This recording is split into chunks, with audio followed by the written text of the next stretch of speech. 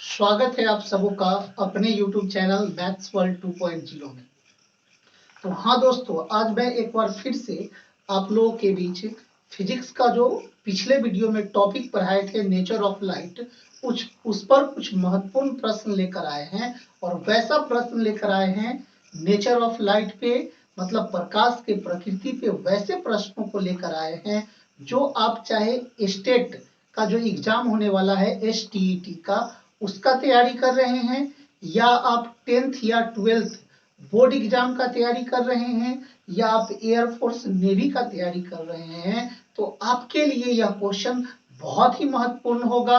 तो चलिए आज हम लोग अपने सेशन को स्टार्ट करते हैं और क्वेश्चन को देखते हैं। तो चलिए, हम लोगों का पहला क्वेश्चन आप लोगों को दिख रहा होगा स्क्रीन पे। देखिए, हम लोगों का पहला क्वेश्चन है कि प्रकाश, लाइट इज अ, प्रकाश क्या है? लाइट इज अ, तो पहला ऑप्शन दिया है प्रकाश एक तरंग है, दूसरा ऑप्शन दिया है प्रकाश एक कण है, तीसरा ऑप्शन दिया है प्रकाश कण और तरंग दोनों है, और चौथा ऑप्शन दिया है इनमें से कोई नहीं। तो कल दोस्तों आपको हम मॉडर्न थ्योरी ऑफ लाइट पढ़ाए थे, जिसमें बताए थे आपको कि प्रकाश कण भी है और तरंग भी है, यानी प्रकाश पार्टिकल भी है और वेव भी है। तो हम लोगों का सही ऑप्शन कौन सा होगा? तो particle as well as wave, यानी ऑप्शन सी सही होगा। अब आइए दोस्तों, कल हम आपको जब थ्योरी पढ़ा रहे थे तो बताए थे कि कणिका सिद्धांत का प्रतिपादक कौन था, कणिका सिद्धांत का जन्मदाता कौन था। तो देखिए, दूसरा क्वेश्चन हम लोगों का वही है कि कणिका सिद्धांत का प्रतिपादक कौन है। डिस्कवरर ऑफ कॉर्पस्क्यूलर थ्योरी इज, तो आपको हम बताए थे कि कणिका सिद्धांत का प्रतिपादक न्यूटन थे। तो ऑप्शन हम लोग का ए होगा। चलिए, दो क्वेश्चन हम लोग कर लिए। अब आइए, आपको हम कल ये भी पढ़ाए थे कि कणिका सिद्धांत किन किन स्थितियों में मान्य होता है और किन किन स्थितियों में मान्य नहीं होता है। मतलब कणिका सिद्धांत लाइट के किस नेचर पे वैलिड होता है और किस नेचर पे वैलिड नहीं होता है। तो चलिए इस पे क्वेश्चन देखते हैं। कह रहा है कि निम्न में से किस पर कणिका सिद्धांत लागू नहीं होता? Among which of the following corpuscular theory is not valid?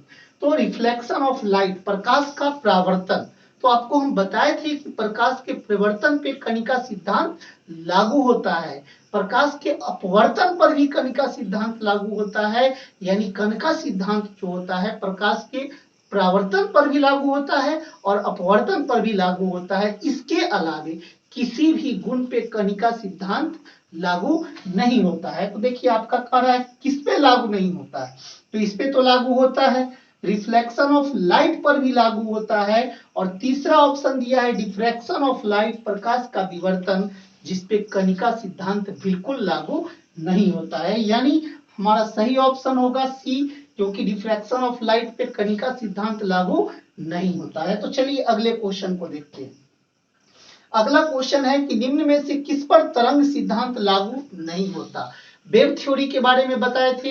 तो वेव थ्योरी के बारे में आपको हम बताए थे कि रिफ्लेक्शन, रिफ्रैक्शन, डिफ्रैक्शन, इंटरफेरेंस सब पर तो लागू होता है वेव थ्योरी, पर पोलराइजेशन ऑफ लाइट पे, प्रकाश के ध्रुवण पे आपका कौन सा वेव थ्योरी जो है लागू नहीं होता है। तो यहाँ पर देखिए, निम्न में से किस पर तरंग सिद्धांत लागू नहीं होता है, यानी wave theory is not valid on reflection, reflection पे होता है, रिफ्रैक्शन पे भी होता है, इंटरफेरेंस पर भी होता है, पर आपका यह पोलराइजेशन यानी ध्रुवण पे नहीं होता है। तो सही ऑप्शन कौन सा होगा? डी। अब आइए अगले क्वेश्चन की ओर हम लोग बढ़ते हैं। तो देखिए दोस्तों, अगला क्वेश्चन है हम लोगों का कि according to corpuscular theory of light, light is a, मतलब बोल रहा है कि कणिका सिद्धांत के अनुसार लाइट क्या है। तो लाइट, कणिका सिद्धांत के अनुसार लाइट एक क्या है? कण है, यानी कण है, तो कौन सा ऑप्शन सही होगा? B, particle. अब कह रहा है कि according to modern theory of light, light is a, मतलब मॉडर्न थ्योरी ऑफ लाइट के अनुसार आपको बताए थे कि लाइट जो होता है पार्टिकल भी होता है और वेव भी होता है। तो ऑप्शन हम लोग का कौन होगा? Particle as well as wave. यानी देखिए, ऑप्शन ए में पार्टिकल दिया, वेव दिया है, ऑप्शन बी में पार्टिकल दिया है, और सी में दोनों दिया है। तो हम लोग का सही आंसर सी होगा, दोनों। अब आइए, कल आपको हम बताए थे कि पार्टिकल का जो क्लस्टर होता है, झुंड होता है, समूह होता है, उसको हम लोग फोटोन के नाम से जानते हैं। तो वह क्वेश्चन भी हम लोगों से पूछा गया है कि cluster of light particle is called, मतलब प्रकाश के कणों के समूह को क्या कहते हैं, तो फोटोन कहते हैं। तो चलिए, आपका आंसर क्या होगा, ए होगा। तो कल जो हम आपको नेचर ऑफ लाइट पढ़ाए थे, उस पे जो भी महत्वपूर्ण क्वेश्चन बन रहा था उसको अभी अभी हम आप लोगों को बता दिए। अब हम लोग आगे का थ्योरी पढ़ेंगे और उस पे जो महत्वपूर्ण क्वेश्चन होंगे उसको करेंगे। तो बने रहिए वीडियो के अंत तक और वीडियो का आनंद लीजिए।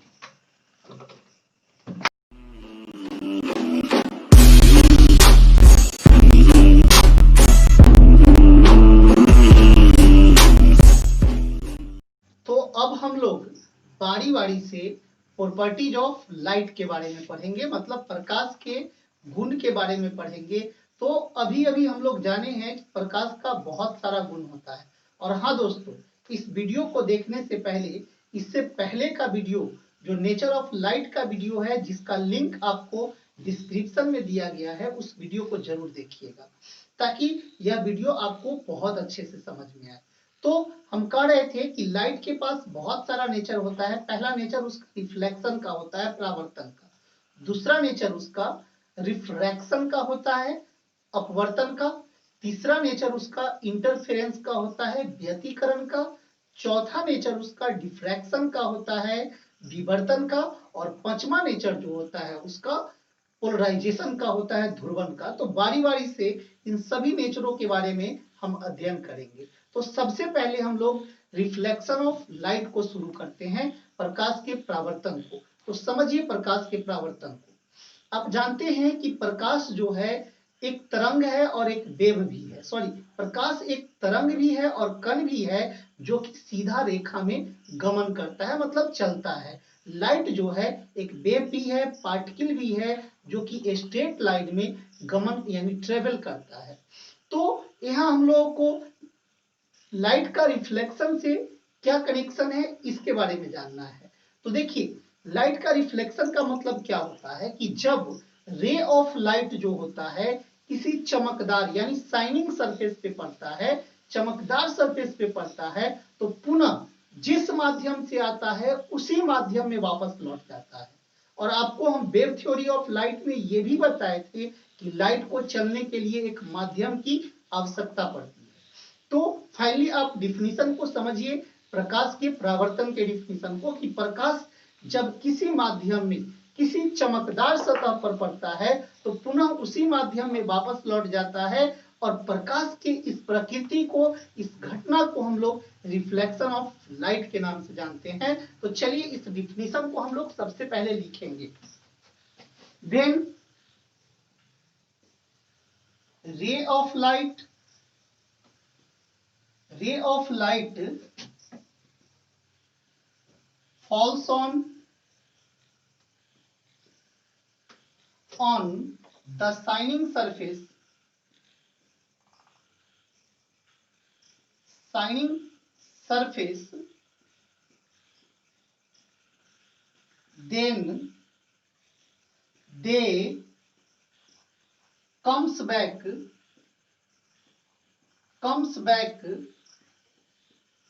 in same medium, in same medium, which is known as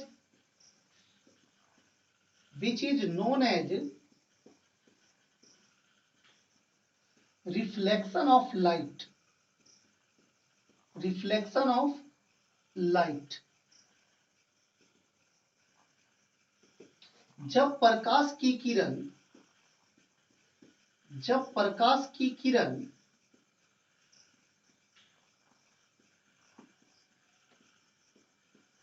किसी माध्यम में चलकर कोई चमकदार सतह पर पड़ता है, कोई चमकदार सतह पर पड़ता है, पड़ता है तो पुनः उसी माध्यम में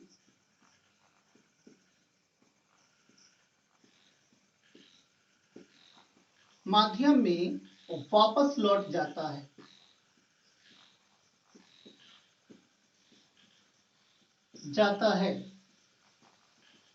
इस घटना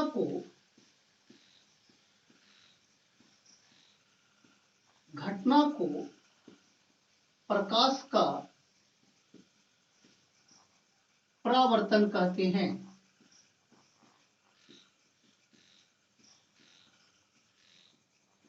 इस घटना को प्रकाश का परावर्तन कहते हैं। तो चलिए इन चीजों को अब हम लोग फिगर के माध्यम से समझेंगे कि प्रकाश के परावर्तन का ज्योमेट्रिकल मीनिंग क्या है।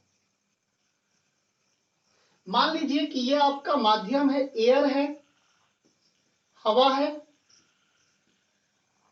और यह कोई चमकदार सरफेस है। चमकदार सरफेस ले लीजिए दर्पण को,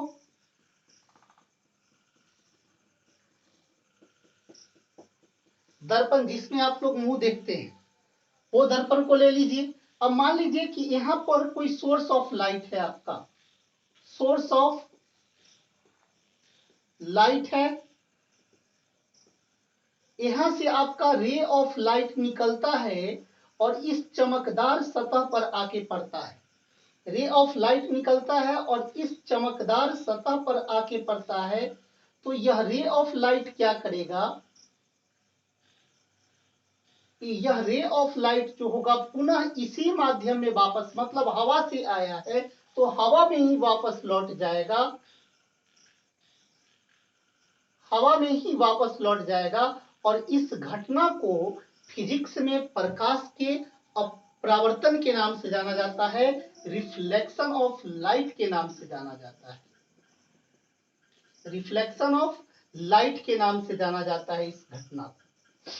तो आप अच्छे से रिफ्लेक्शन ऑफ लाइट को समझ गए होंगे। तो अब हम लोग इससे जुड़े हुए तथ्यों के बारे में जानेंगे कि प्रकाश के परावर्तन यानी रिफ्लेक्शन ऑफ लाइट से कौन कौन सा टर्म जुड़ा हुआ है। तो सबसे पहले इसको नोट कीजिए, फिर हम लोग आगे देखेंगे।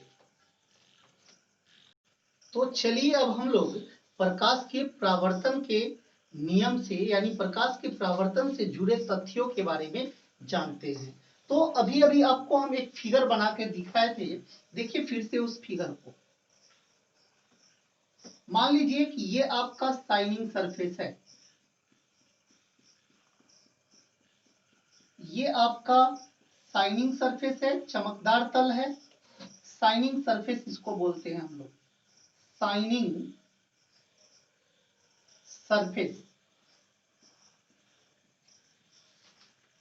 चमकदार तल।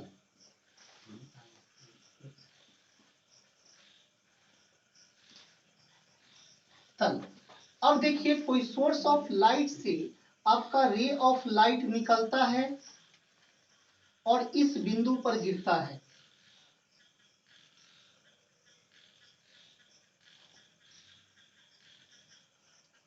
और यहां पर टकराने के बाद यह रे ऑफ लाइट जो है पुनः इसी माध्यम में लौट जाता है, पुनः इसी माध्यम में लौट जाता है। और इसी घटना को हम लोग प्रकाश का परावर्तन कहते हैं फिजिक्स में।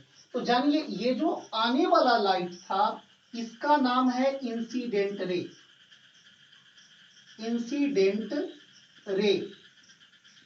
हिंदी में बोले तो इसको आपतित किरण कहते हैं, आपतित किरण कहते हैं।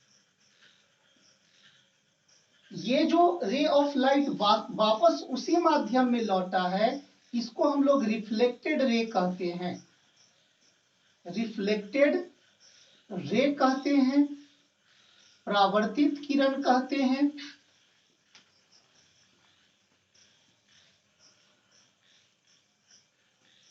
परावर्तित किरण कहते हैं। और जिस बिंदु पर देखिए इस बिंदु पर O पर आकर गिरा है रे ऑफ लाइट, तो इसको हम लोग पॉइंट ऑफ इंसिडेंट कहते हैं, पॉइंट ऑफ इंसिडेंट कहते हैं, इंसिडेंट कहते हैं। मतलब आपतन बिंदु कहते हैं इसको। हिंदी में बोलिएगा तो इसको आपतन बिंदु कहते हैं, आपतन बिंदु कहते हैं। तो चलिए इससे जुड़े हुए तथ्यों के बारे में हम लोग जानेंगे। अब देखिए यहां पर इस बिंदु पर यदि हम परपेंडिकुलर डाल दें तो इसको हम लोग नॉर्मल बोलते हैं, अभिलंब बोलते हैं।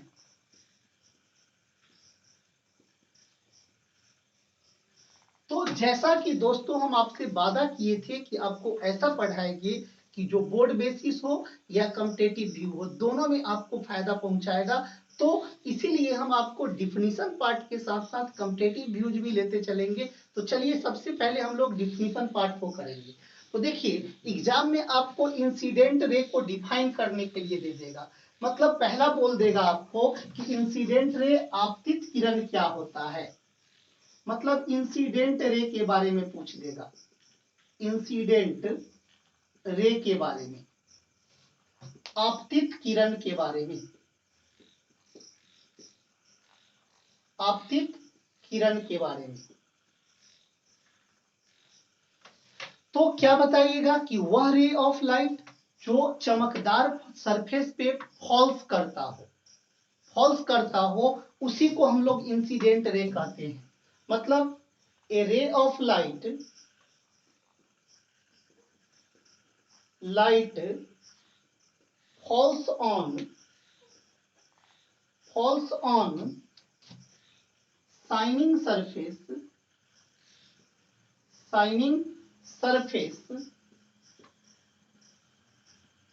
is called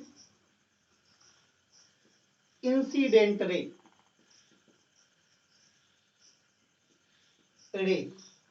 is called incident ray। इसको हम लोग क्या कहते हैं, इंसिडेंट रे। मतलब वह किरण जो चमकदार सतह पर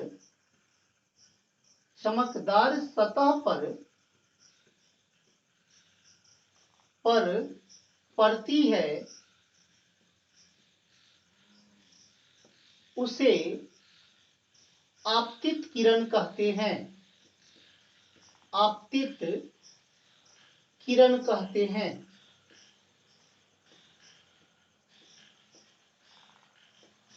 आपतित किरण कहते हैं। दूसरा आपका होगा रिफ्लेक्टेड रे, रिफ्लेक्टेड रे, परावर्तित किरण, परावर्तित किरण, परावर्तित किरण।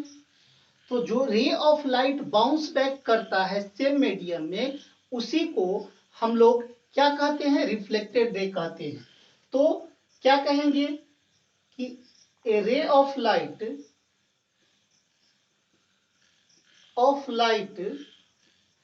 Bounce back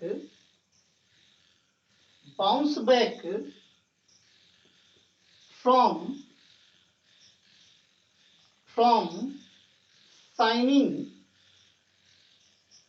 surface is called reflected ray, reflected ray। मतलब वह प्रकाश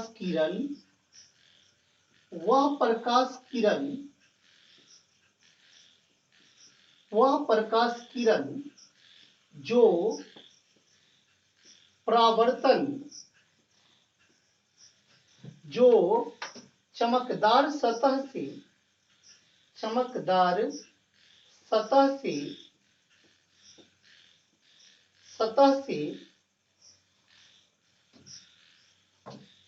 से उत्पन्न होती है,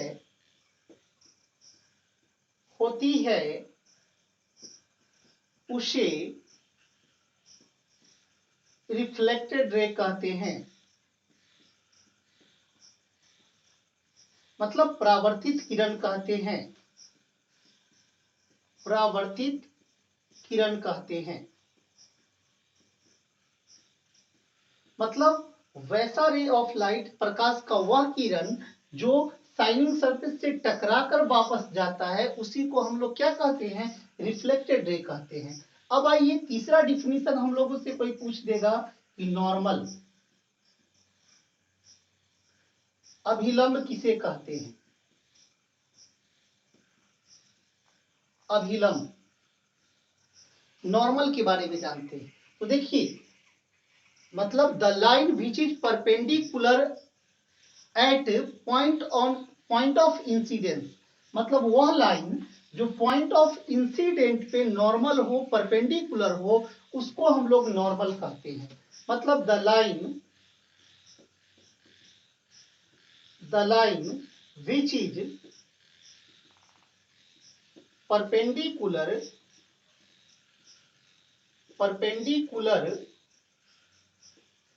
to shining surface at point of incidence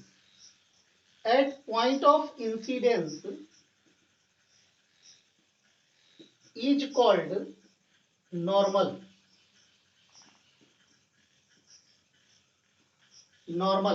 मतलब वह रेखा जो चमकदार सतह की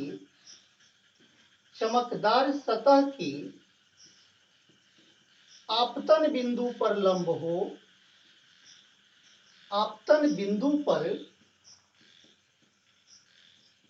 लंब हो, अभिलंब कहलाता है।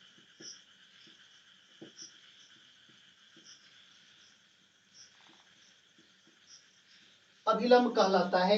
तो एक बार फिर से आप अपने डिफिनीशन को अच्छे से समझ लीजिए। देखिए, ये वाला जो है आपका इंसिडेंट रे है, यही रे आकर चमकदार सतह पे गिरा है। ये वाला जो है आपका रिफ्लेक्टेड रे है। और देखिए, पॉइंट ऑफ इंसिडेंस आपका ये वाला है, ये बिंदु O है, और इस पे जो परपेंडिकुलर होगा वही आपका नॉर्मल होगा, अभिलंब होगा। तो इसको नोट कर लीजिए, फिर इससे जुड़े तथ्यों के बारे में हम लोग जानेंगे।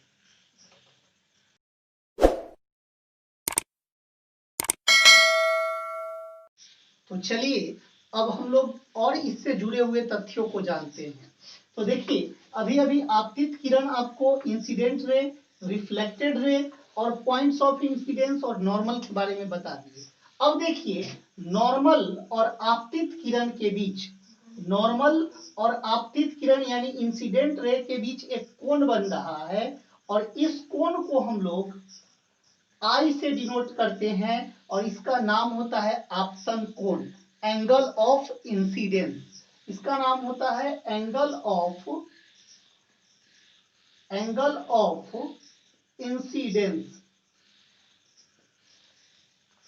इंसिडेंस। यहां देखिए, आपका परावर्तित किरण और अभिलंब के बीच भी एक कोण बन रहा है, जिसको हम लोग R से सूचित करते हैं, और इसको बोलते हैं हम लोग परावर्तन कोण, मतलब एंगल ऑफ रिफ्लेक्शन बोलते हैं। तो दो पॉइंट आपका और आ जाएगा, एक आ जाएगा आपका angle of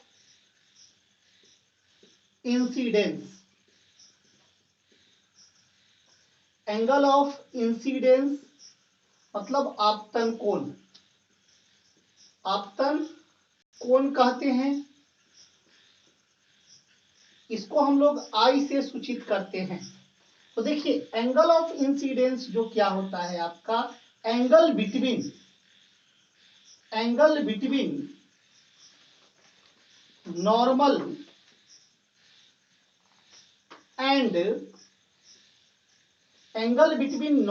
and incident ray.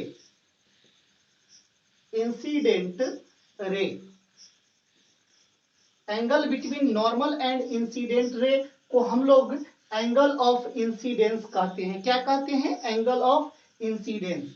मतलब आपतित किरण और अभिलंब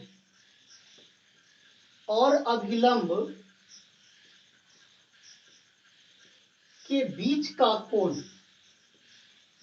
के बीच का कोण जो होगा वो आपका आपतन कोण कहलाएगा। तो आप समझ गए कि आपतन कोण किसे कहते हैं? Angle between incident ray and normal के बीच का जो एंगल होगा उसको एंगल ऑफ इंसिडेंस आपतन कोण कहेंगे, इसको आई से सूचित करते हैं। दूसरा टर्म आ जाएगा आपका angle of reflection, angle of reflection, जिसको हम लोग परावर्तन कोण कहते हैं, परावर्तन कोण कहते हैं। इसको हम लोग आर से सूचित करते हैं। तो देखिए ये आपका परावर्तित किरण है और ये अभिलंब है। तो परावर्तित किरण और अभिलंब के बीच के कोण को परावर्तन कोण कहते हैं। मतलब ये जो होगा आपका angle between normal and reflected ray,